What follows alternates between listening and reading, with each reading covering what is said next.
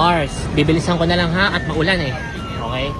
According sa source ni OG Diaz, ang totoo daw na dahilan ng hiwalayang Richard Gutierrez at Sara Labati Gutierrez ay meron daw third party si Sara Labati pero hindi lalaki. Kaya pala gigil na matandang diyan namin. Yun lang, bye! Mars! Ano lang chika natin dyan? Ah!